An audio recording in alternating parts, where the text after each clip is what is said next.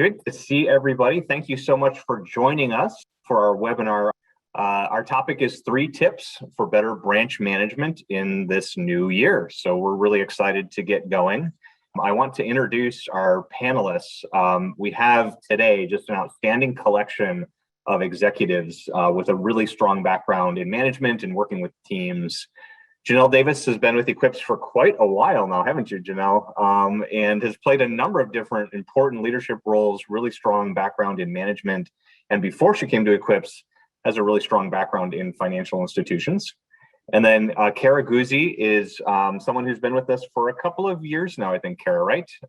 And is now a senior accounts advisor for us. But before that, spent many years as an executive inside of a credit union and has a really strong background in many roles within that credit union, and also has a background in technology. And then Denise Cox is with us. Hi, Denise. And Denise has played a number of different roles in this industry, in banking for about 15 years, and then also worked with a service provider in the banking space for that time too. So we're really lucky to have them with us. They're all part of the Equips team now, but bring all the experience of their management background. And I'm Adam York. I'm the CEO and founder of Equips.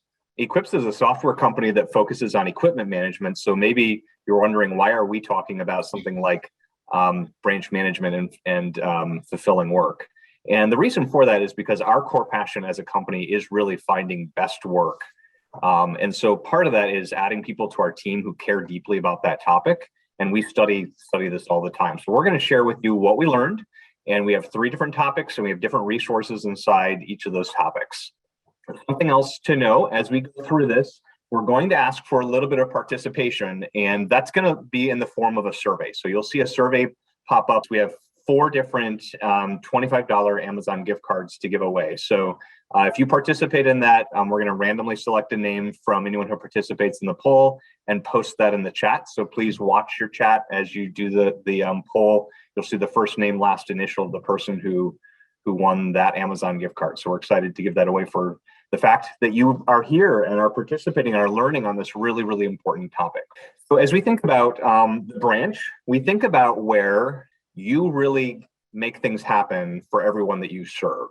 For anyone who comes into your branch, the experience that they have there is usually what defines how they feel about you as an organization. And so many things go into that, but by far the biggest thing that goes into that is the experience that they have working with your frontline branch staff. And so when we think about branch management and what it really means, there's a lot of different aspects. At the heart of it is people, 100%, especially the people that are there that are actually hands-on and working with everyone that they serve. That's why we're focusing on these 3 really important topics: finding fulfilling work, fostering continuous learning, and open communication. And the reason we started with fulfilling work is because in this time of change, we've had so much change in the last couple of years. One of the major things that we hear across the board in every industry, but especially in the financial industry, is this desire of workers to have work that means something more than a paycheck. So that's why we're going to start there. We're going to ask how many people you manage. And the reason we want to know this is I'd like to tailor the content to make sure I'm speaking to the crew that's here today. And so we get some idea of what the average team size is. So thank you so much for everyone who's populating that response. Janelle is our poll master today. So it looks like 1 to 4 is the lead, and then 5 to 9 is second, and 10 or more is third. Okay, so a lot of people are in that range. We also have a lot of managers on this call. Pretty much everyone is a manager, so that's really helpful to be aware of. So these topics are going to be super relevant. So I'm going to start then with point number 1, which is fulfilling work. And the context of this is the world that we're in right now. And I don't have to tell you about this in your personal level, because I'm sure you're dealing with this with your team right now. Less than half of workers say that they're satisfied or extremely satisfied with their jobs. And so that's concerning. That's part of the trend that we're seeing, and addressing this is going to be really important. A large percentage believe that they're at a dead end and can't make progress. And we have almost a fourth that are really eager to make a change. So this is the context in which we are all attempting to manage people. And going to this topic of fulfilling work is really important. When we think about fulfilling work, we think about four incredibly important elements that make a really big difference. And these are things that are beyond the job description. And they're the things that are hopefully the basis of a conversation with people on your team. So the first thing comes to the work that people are generally good at, come naturally, they enjoy, and is productive. And this is a great topic to have with anyone that you work with, to just have step back from time to time and have that conversation about what they're great at, what comes naturally. And what we have found in this process is that often what comes naturally to people, they almost don't even consider to be work. If they're great at talking with people, they don't even consider that to be work. It just happens. But it could be something that is really useful for you. And so having them aware of it and you aware of it is really good. So the first really important element of fulfilling work and a great basis of a conversation is this area of things that you're good at, come naturally, you enjoy, and add to productivity. The next element that is just absolutely critical is trust within the team. And this can be demonstrated in a lot of different ways. What we've seen is that as more teams have had to have part of their team or maybe all of their team go remote, trust has to be addressed in a totally different way and in a much more intentional way. Think basic things like small trust exercises to larger things like intentional time away as a team become critical to make sure that you have those involved. And then working with a leader that you respect, and that comes back on us to make sure that we're keeping our commitments, making sure that we are following through on what we say we're going to deliver. And then the fourth one is working toward a cause that they believe in. And I think that this is a really big one for us in the financial institution industry, because we have this opportunity to have a cause that is very, very compelling. And it can be sometimes may not feel like it's your direct responsibility to communicate that cause, but the more that you communicate that cause to them and tie what they're doing day in and day out to that cause, it actually goes right back to that first point of productivity and really being in that natural work zone. And so if any of those 4 points are off, you're probably going to have an employee that is not as fulfilled and is not really in that zone. So a great place to start with fulfilling work is just a really basic conversation and a way to actually survey your team or sit down and have some dialogue about each of these topics to see where they're at, to see where you're at. So let's say you have someone who's really in that zone. Let's say you have an employee that kind of is doing the work that is great. They're on a great team, but for whatever reason, every time that you go to try to get them to do something, they just seem to not get very engaged. One of the most helpful tools that we found is this motivation matrix, because what we've learned is that people are very differently motivated depending on what their personality is. And so on this side, we have this motivated by concept and then motivated for across the top. And in the motivated by, we have authority, emotion, logic, all very, very different motivations. And then motivated for either achievement, appreciation, or responsibility. And so if you take someone who's really motivated just simply by the power of authority, they're often kind of the good soldier type. They want to know that it came from a credible source. In this example, the CEO needs this done by Friday. So referencing an authority figure or maybe your own authority to ask them to get something done and a really clear sense of achievement, get it done by Friday, is all that they need, and that will totally motivate them.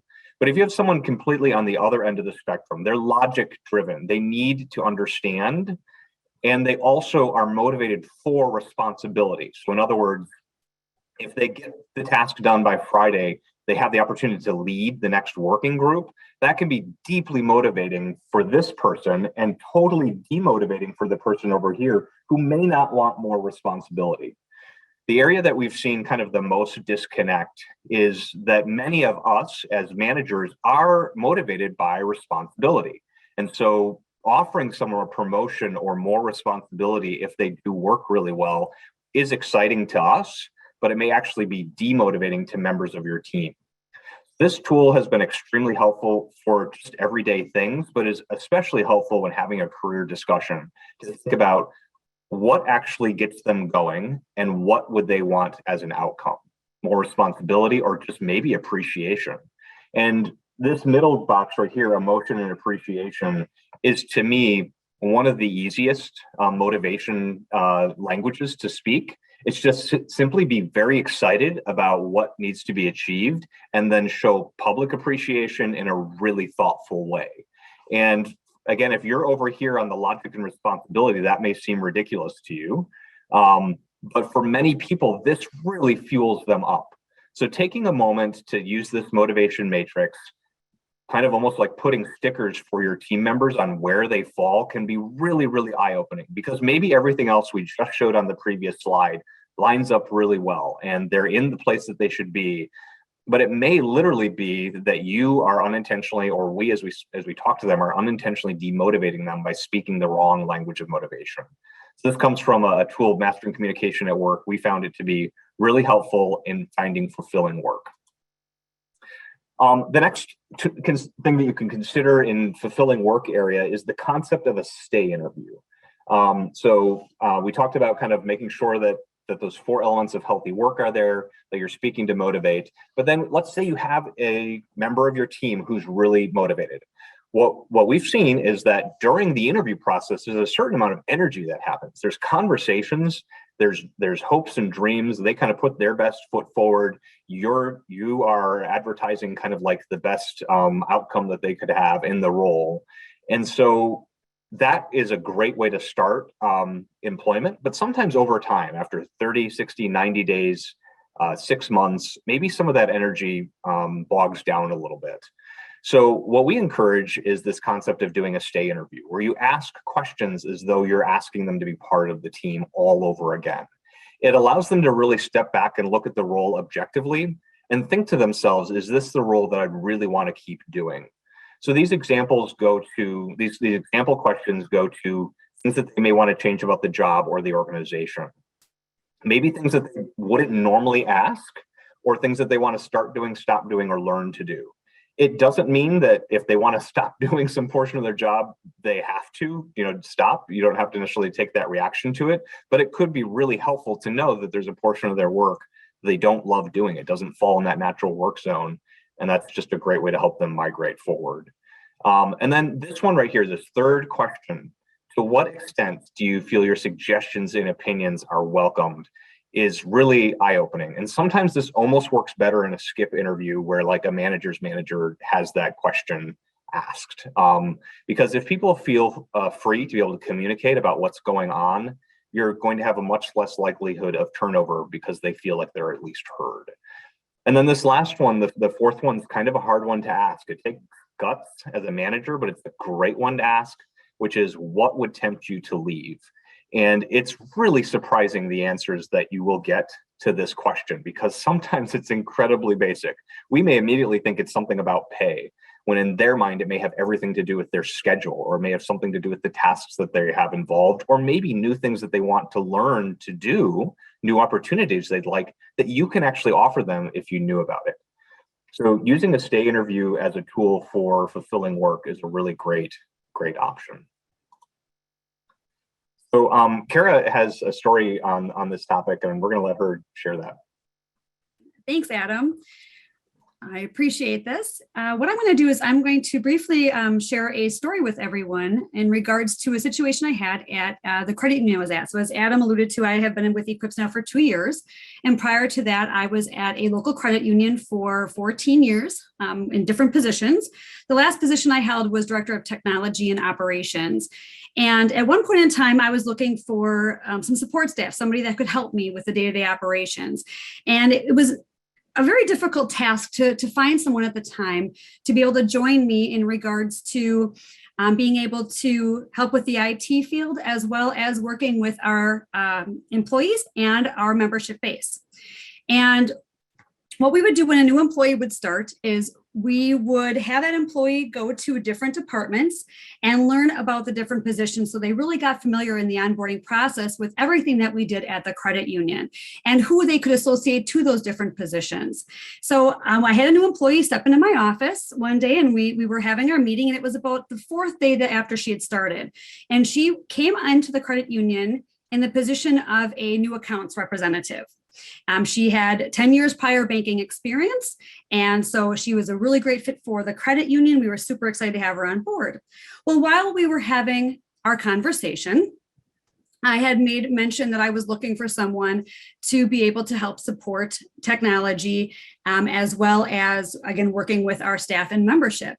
And this individual had made note to me, oh, I did this at my previous job. So we had a little bit further discussion and come to find out that this individual had the skill sets that I was actually looking for that position. So I had like 10 interviews prior to, and none of them worked out. And here's this person sitting in front of me. Well, I couldn't just grab her and snatch her up for myself. So of course I went to the manager that hired her and explained the situation. We had a conversation with this new hire and found out that she was actually super excited to get into the technology field. And this was the way for her to break through. So we went through the process of making sure that this is exactly what she wanted. She was super excited. We came up with a great game plan. I did feel bad for our member services manager who had to find a new employee, a new account representative. Yet at the same time, we found that special person that we needed. So we got them in the right position within the organization. So not only was it great for us as a credit union, but also for this individual, it really brought her into her niche where she really wanted to be. And she has grown tremendously in that position. She jumped right in, started learning a bunch of different things. And it was just great all around for both the organization as well as for herself. Adam, thank you, Kara. The great story. I really appreciate it. It leads really well into our next point. But before we get there, we have another poll, another opportunity to win one of those gift cards. How often do you talk with your team about how fulfilled they are at work? So it looks like monthly, and then quarterly, and then annually. All right. That's helpful. Thank you. Going into the next topic, which is continuous learning. And this really starts at a culture level. So what we're going to do is just consider basically 4 tests that you can do for yourself, for your culture, to see if you have a culture that welcomes continuous learning. It's one thing to have a plaque on the wall or to have a motto or to have a training program. That is not the same as having a culture that is all about that. So in the first topic, it's all about curiosity. And this goes to kind of like that conversation that Kara was just talking about, where topics outside of someone's job description come up, and that's welcomed. It's welcomed to learn about different areas inside the organization. It's encouraged. Here at Equips, we strongly encourage that we give people the opportunity to write their own job descriptions based on things that they're strong at. This is totally different than the stay in your area, stay in your kind of designation. Inside of our technology team, we have engineers that are front end and back end. We encourage them to do tasks on both sides because it helps make them gives them a broader tool set. And then how do you treat mistakes? And there may be, again, like a disconnect between what's said and what actually happens. Are mistakes a learning opportunity? And one of the things that is my motto here at Equips is I don't take you seriously as a leader until you've made a 5-figure mistake. And I actually mean that, because that means that you're actually taking some risks, you're trying some things.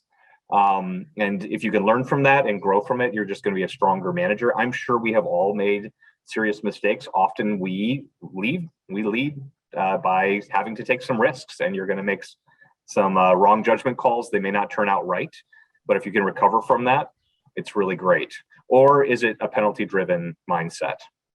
And then probably the third one is a really big deal. Knowledge should be valued in your culture. And this is a good one to just as a gut check as your culture, a learning culture, because anyone with knowledge should be able to teach, whether they're the brand new employee that just happens to have some background on something, or whether they're long tenured and have kind of experience in how the organization is run, or is it only the boss? And this, as managers, we should probably make sure that we're checking with ourselves to make sure that we're not the answer machine, that we're willing to let anyone with knowledge speak. And then the fourth point has to do with what is your culture of peers? Do you drive each other on? Do you help each other get stronger? Is there informal mentoring, or is it viewed as competitive or as a threat? Adam, this is something that has been very helpful to me personally. It's having a power partner that holds you accountable, that person that could be in the company or outside. For me, that person is outside the company. It should be someone that you don't report to in your immediate department.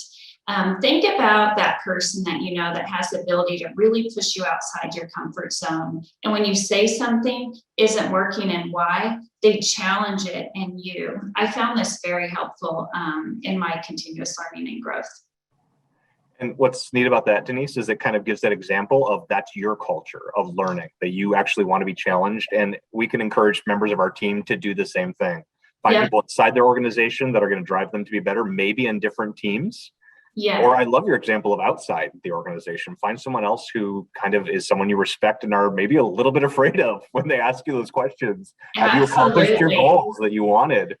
Absolutely. It just gives you that different insight or different perspective. You know, so many times you have your thoughts about something, and it's getting that person just to kind of push you and say, hey, did you ever think about it this way? Or this is what's been successful for me. It's really finding that person. Right. So as we think about kind of the branch environment, does your branch environment really encourage each of these? And that'll give you an insight into the culture. And if not, that's okay. That means it's an area for you to work and provide some leadership. Our next point is kind of like understanding the ROI. And I think sometimes when things are a little bit tight, we're not quite sure if it's worth it. But what I'd like to encourage you to think about is the fact that where people are in a, feel like they're in a learning zone of their career, they stay. If they feel like they have stopped learning, they tend to want to leave. This doesn't have to be dramatic college level learning, but it does need to be some of these points right here. Learning to be most effective is personalized. And what we've seen and certainly have heard is that people learn very differently. Some through webinars like this, some need to read a book, some it's very hands-on. So as a manager, if you take the ownership of that and you try to figure out how people will learn, and it doesn't really need to be huge. It could be sharing an article from time to time. But if they feel like you're invested in them developing and growing, so much higher retention results from that, even in small ways. And then tying it to some kind of a larger goal for them. Do you know the career goals of the people that you're working with? They may be very modest goals. They may not be huge. They may be career goals that are tied to personal goals that they have. But have you had those conversations? Are you comfortable doing that? Because then people on your team view you as a resource and view you as a partner in their learning. And then the other tool that we like to use is this concept from the book Lean Startup that talks a lot about doing validated learning. And so our whole company did this where every employee took on a problem. They wrote out what their assumptions were. They wrote out who the problem was being experienced by, what exactly the problem was, what they thought could maybe make it go better, and then quickly did a test. And it was incredible to see. We developed a Teams channel inside of our organization where everyone could share their kind of written format of this and very quickly go after any problem that they found interesting inside the organization. And so much creativity went around this. I highly encourage you to do this. If you have people that are on your team that are unhappy about how something is going, you can give them this format.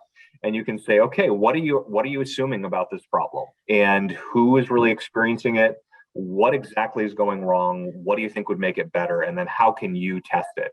And try as much as possible to keep things within their control. If they're trying to solve it by pulling other people in as a resource, that's not going to be as effective. But what can they actually do? And then give it a time frame. Try something out for a short period of time. Look at the results and see what happened. This is what we do all the time when building software, but we've seen this work in so many different areas of the company to be able to run a quick experiment. And often it turns what is a problem into a learning opportunity. So we're going to share this as part of the presentation so that you can see this format, but we found it to be extremely helpful in continuous learning. And Denise, you actually have an example of that. Yeah, so outside the traditional methods of learning that you just discussed, this is one that definitely takes, I would say, more of an organizational shift, but the results provide a fresh look, I think, across all departments, and truly believe it has given this FI a competitive advantage in our industry. I'll just take you at a high level overview. One of our clients requires all their VPs, officers, and managers to rotate departments every 3 years. So as you can imagine, this wouldn't be easy, or definitely would push many outside their comfort zone. You finally get your stride in your position and you're moving on. One of the employees that I've had the pleasure to work with at this FI, it's been 15 years. She's been in card services, lending, ATMs, and security and fraud. She's now the president at this financial, and she's often said, "Hey, it's not easy, Denise. You know, sometimes I'm commuting an hour, I'm getting into something I know nothing about." But she says the growth, both personally and for the company, has been really unparalleled with challenging the status quo. And I think that's where we always get stuck in, you know, that common response, this is how we do it, or we've always done it. So just a good example of, again, kind of just pushing that status quo and developing the employees within your organization. That's a great example. Thank you. You're welcome. We have our third poll here. What kind of continuous learning options are offered at your credit union or bank? Looks like online learning, and then in-person coaching, and then conferences and tuition reimbursement are really close. Book clubs is kind of small. We've done a number of book clubs here at Equips. I would encourage you to try it, and it doesn't have to be too intimidating. You can pick some pretty short books. There's one like Discover Your Strengths that's a pretty easy read, but what's neat about that is it creates some dialogue, and a lot of times books that are out there will have videos online that you can find too. So sometimes if someone doesn't like to read, having them watch some videos related to the topic can be great too. But all of those are good options. Thanks for sharing that. We're going to go a little bit more quickly on this last one. Open communication is incredibly important for things that happen inside of the branch. And one of the tools that we love to reference is this tool of radical candor. There's an amazing TED talk given on this in the follow-up materials. We're going to give you a link to that because it is absolutely worth watching. But it goes on this kind of to the zone that many of us as managers avoid, which is challenging directly while caring personally. And I don't know if you're like me, I live in the ruinous empathy area of management where I care really, really deeply about the people who report, but I'm not always willing to challenge directly because I don't realize that those two can go really closely together. So just thinking about your culture, thinking about how you're communicating and putting yourself on this graph. And one thing that I did is I actually printed this chart, not with the extra little words here, but the center chart, and put it on my desk, and people could put stickers based on feedback I had given them on where I fell. And I wish I could say they all fell here, but they didn't. There were stickers on all areas of this. But it was a way for me to get feedback on how do I actually come across? Am I challenging? Do I care? Does it come across that I care personally? And that really helps with open communication for sure. Another thing is to think clearly about how you're communicating. So clarity is incredibly important. And this is something that we probably all know, but need to be reminded of. And so a format that I've really found helpful is this concept of getting really specific behavior. Like, I noticed that you're not arriving at 8:30 when you're supposed to be here. The impact of that is the rest of the team has to get things set up, and so they don't have as many people there. What I expect you to do instead is to be here and ready to go at 8:30. That's a really clear example because it has to do with attendance, but you can use this in other areas. And I think one of the keys for me has been being really clear about the specific behavior, not being just general, but citing very clear specific behavior. How it impacts others is really useful because it brings it home to them. It's not just about you being the boss, it's about really what that means, and then making the expectation clear. For most employees, this is plenty. If you just get used to this format and do it really well, they're going to know exactly where you stand, and you're going to be on the radical candor part of the spectrum. Some people need more than that. You've got to tell them how you're going to keep them accountable going forward, and maybe even the consequence. If you've already told them these things before, you probably need to add these as well. And so this really simple little format, communicating, can help you stay in the radical candor zone and as a way for you to prepare to have that conversation. So, as Adam mentioned earlier, I've been with Equips now 8 years. So we've gone through a few different rotations of different strategies that we use for communication. And I found radical candor to be really, I honestly like that one a lot. And the open communication, it really helps with a lot of confusion. I've actually applied a lot of these to my personal life as well. And just understanding that maybe what you're saying isn't as clear to the person who's receiving it. So being really specific, I think, is really helpful.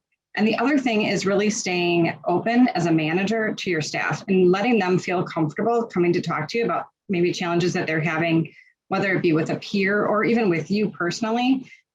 Speaking of, being able to keep staff, knowing that it's kind of a turbulent environment that we're in right now, it is a lot of that for me has been the ability to have open communication at every level in our company. It's been really nice to know that that exists and that they really believe in it and they follow through with it. So not a specific story per se to a customer that I work with, but just wanted to say that we do, this is something that we really believe in at Equips. And I feel like it's been really helpful and critical for our company and our growth. It helps you to know that you have the right people in the right roles. And, if they aren't hitting what they need to be hitting, you're very clear with them on that. And then maybe you find a new path for them. But otherwise, yeah, for me, it's just been great having the open door policy. But again, it's being very specific and not really finger pointing. It's really about it's trying to be honest with them to make sure that it is something that you're looking for their benefit. It's not just a complaint time, not just to say things you don't like about somebody, but things that you want to do to help them improve. So I really encourage you to, we're going to be sending along a video about this after. I encourage you to watch that. So those were the major points. We do have one more survey, so please stay on board for that because we have another gift card to give away. But I just want to recap real quickly what we talked about. Really having 2022 be an incredible year inside your branches, making sure that everyone who's there feels like they're there for a much bigger purpose and that you're communicating with them in a way that motivates them and that you're helping them fulfill their goals as well. Making sure your culture is all about learning and that's really clear. It's not just something you say, but that you live. And then that the communication flows really well. I know that we want that, but it really takes work. And some of these tools help us remember that, especially in these times where they're having to communicate a lot of different directions. Communicate with people coming into the branch, communicate with team members, with managers. And so that's a really, really big deal. So we're going to share some of these tools. So hopefully there's things that you can take with you. And then before we have just a slide or two that Denise is going to give us like the 120-second clips and why are we talking about this, but then we have a poll right after that, and then we'll take some Q&A and be done. Absolutely. So we've talked a lot over the last 30 to 40 minutes on really finding how to ensure your employees are spending the majority of their time doing their best work. But how does this relate to Equips? Like Adam said, we're not an HR company. I know he touched on it in the beginning, but it's really simple. Our focus is ensuring whenever a piece of equipment fails within one of your branches, your staff has that one place, one process to be able to manage that call and easily communicate to all necessary parties, from the vendor to management. What we have found is that 89% of your frontline employees, such as your tellers, are impacted or pulled away from their best work when a piece of equipment fails within the branch. So take a minute and think about your process and how that works today in your branch. Let's say the ATM fails. The first decision comes in play. Is this a piece of equipment that needs to be looked at internally, maybe by IT? IT needs to reset it potentially. Or can I resolve it by removing like the simple cash jam? Or do I need to call the vendor direct? Next, if vendor direct, what vendor has a contract on that ATM? How do I open the call? Do I email? Do I call them? Do I go to their online portal? You see there's a lot of room for error, delay, and time spent just in opening that initial call. That's not to mention the follow-up or completion. This was the biggest complaint that we found, and we've heard loud and clear from the FIs. When surveyed, 94% said there has to be an easier way to manage all of our equipment and all those vendors within our branches. That's where the Equips web app comes into play. Again, one place, one process with automated workflows, whether it's internal approval or action needed or straight to that vendor. I know we don't have time today to review our web app, but I promise you, Janelle and I will be reaching out to you in the coming weeks to schedule a personalized demo so we can understand your current processes and how we can help. We really appreciate you guys spending the time with us today, and I hope you have found some of these tips and tricks that we've shared that makes Equips successful. We would love to hear your thoughts on what type of future webinars you'd like to see so we can help address additional challenges that you guys are facing in this new normal. We care about what topics you care about. So we're going to prepare well for whatever topic you think is useful, and we will have that for you next. And we do have a great question for our panelists here. What do you do if you have an employee who isn't engaged? I feel like she doesn't like her job, but when I've asked her about it, I just get a blank stare and I don't know what answer. So I don't know if who would like to take a stab at that one. That's a great question, because engagement is a huge part of success, right? If they're not engaged and somebody comes into the branch, they can 100% see that. So it's really important to deal with that.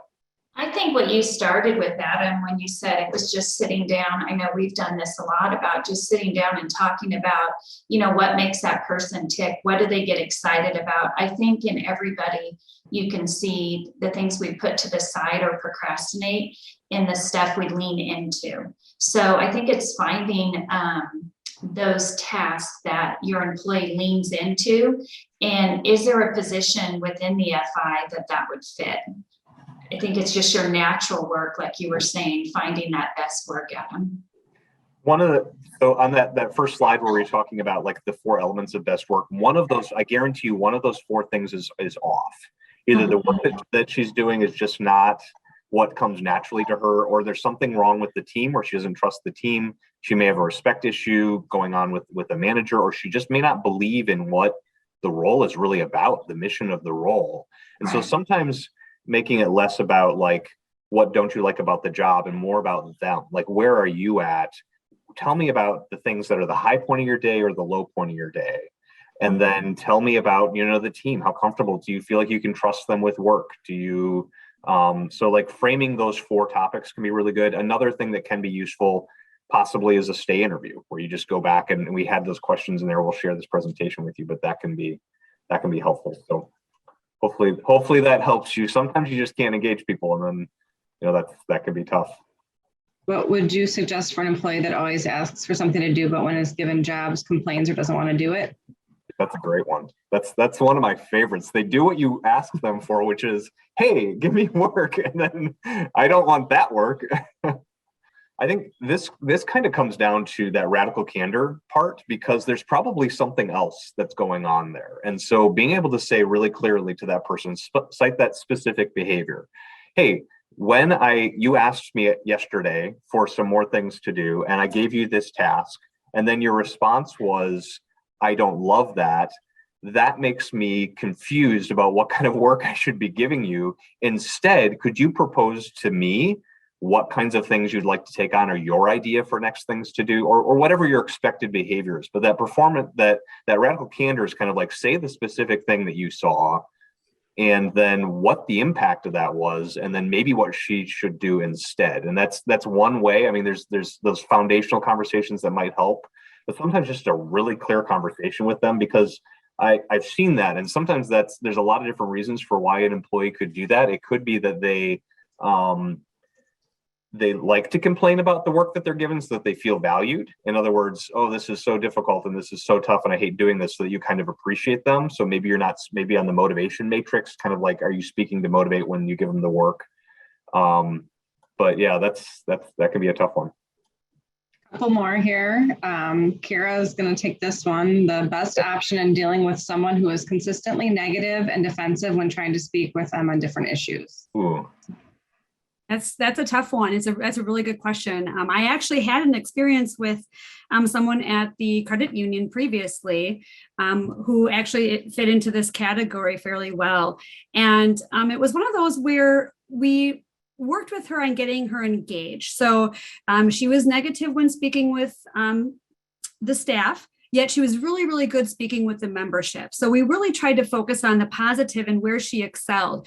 And we also worked with her on what she wanted to do. She really didn't have the self-esteem in her job, yet she was really, really good at that job. So it was really bringing to light the different areas that she enjoyed doing, what she wanted to do, giving her more responsibility with that position, and really coaching her and working with her on the fact that she was so good with the membership. How could we then carry that internally with the staff?